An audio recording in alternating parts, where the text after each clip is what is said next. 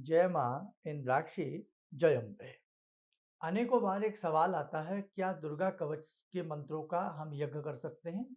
तो देखिएगा, दुर्गा कवच का पाठ किया जाता है। दुर्गा कवच के मंत्रों से यज्ञ नहीं करना चाहिए, ये आप विशेष रूप से ध्यान रखें। 19 मार्च से नवरात्र हैं, तो नवरात्र में तरह तरह से हम भगवती की साधना करते हैं। कहीं हम दुर्गा दुर्गा नाम लिखते हैं, दुर्गा कवच पढ़ते हैं, अर्गला पढ़ते हैं, 13 अध्यायों का हम पाठ करते हैं। जब यज्ञ की बात आती है तो यज्ञ में ध्यान रखना, आप दुर्गा कवच आप 1 बार करें, 3 बार करें, 5 बार करें, संकल्प लेकर के आप कितनी भी बार दुर्गा कवच का पाठ कर सकते हैं। आनंद देने वाला है, मनोकामनाओं को पूर्ण करने वाला है और नाना भांति से साधक के कुल की रक्षा करने वाला ये कवच माना जाता है। लेकिन ध्यान रखना, दुर्गा कवच के मंत्रों से यज्ञ नहीं किया जाता। अब दूसरी बात, दुर्गा सप्तशती में 13 अध्याय हैं।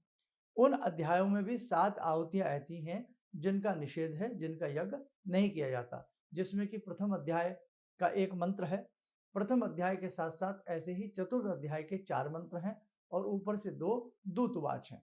तो हमेशा ध्यान रखना, ये बारीक-बारीक बातें होती हैं यज्ञ परंपरा की। लेकिन आज का हमारा मंतव्य केवल दुर्गा कवच के बारे में था।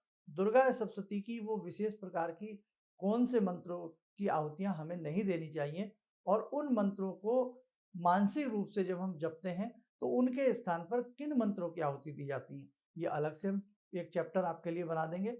लेकिन आज का केवल इतना ही हमारा सार है कि दुर्गा पाठ बहुत मन से करें, भाव से करें, आनंद देगा। लेकिन दुर्गा जो कवच होता है, दुर्गा कवच का यज्ञ नहीं किया जाता।